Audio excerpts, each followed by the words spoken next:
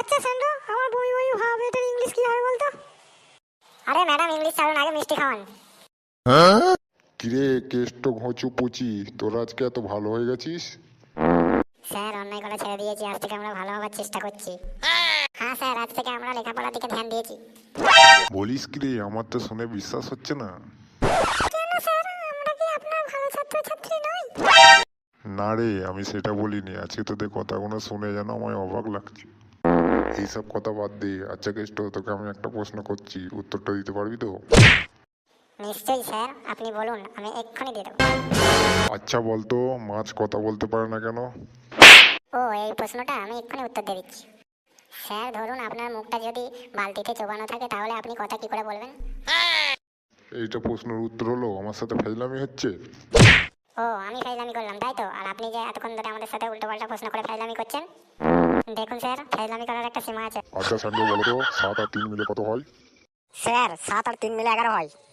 হ্যাঁ রে বিয়াদব ছেলে, 7 আর 3 মিলে 11 হয় না 10 হয়? স্যার, আপনাদের মুখের কথা ঠিক নাই।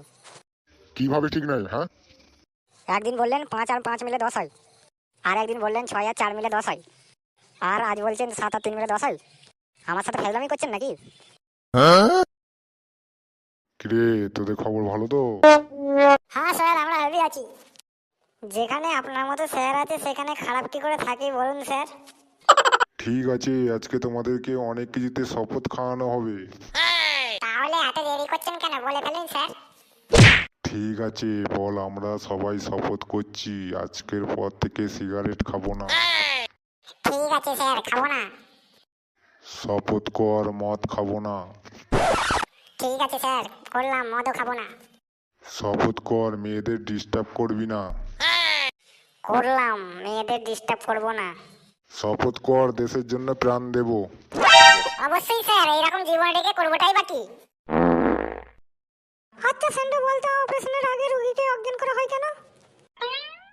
ম্যাডাম, আপনি এটাও জানেন না কেন অজ্ঞান করা হয়? রোগী যাতে না ডাক্তারি শিখে যায়, সেই জন্য। এই ছেলে, তুমি কতবার ফেল করেছো? স্যার, একবারও না। তাহলে 3 বছর ধরে এক ক্লাসে কেন তুমি?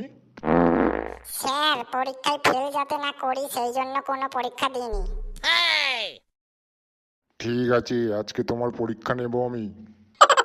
আচ্ছা বলো তো, তাজমহল কোথায় অবস্থিত? জানি না স্যার। জানো না তো, তাহলে বেঞ্চের ওপর দাঁড়াও। কেন স্যার, বেঞ্চের উপর দাঁড়ালে কি তাজমহল দেখতে পাবো? মহা কেলেঙ্কারি তো। এবার বুঝেছি তুমি কেন এক ক্লাসে পড়ে আছো।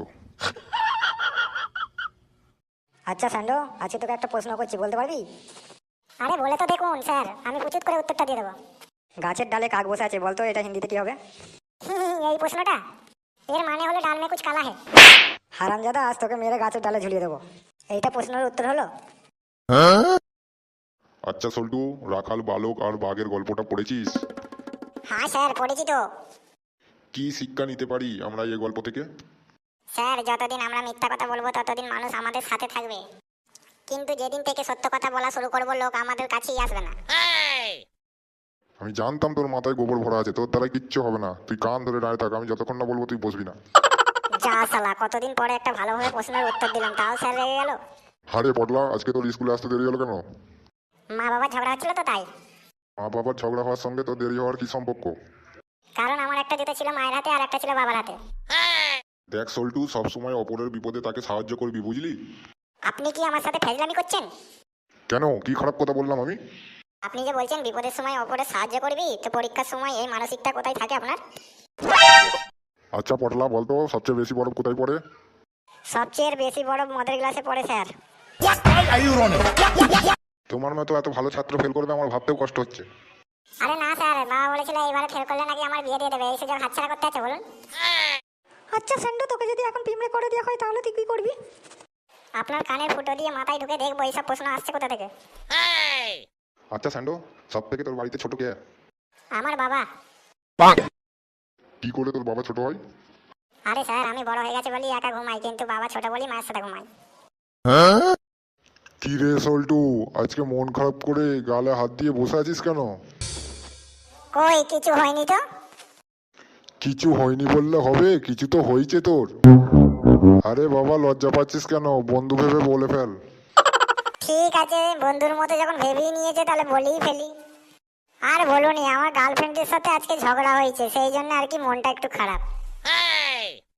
চুপ কর বিয়াদব ছেলে, তোকে কিছু জিজ্ঞাসা করাটাই আমার ভুল হয়েছে। স্যার আপনিই তো বললেন যে বন্ধু ভেবে বলে ফেল, এখন আবার চালাকি করছেন। কয় গো বন্ধুরা, আমার ভিডিওটা কি দেখেই চলে যাবে? লাইক কমেন্ট আর সাবস্ক্রাইবটাও তো করতে হবে বলো। ও আমার ভালো বন্ধুরা, একটু সাবস্ক্রাইবটা করে দাও না গো।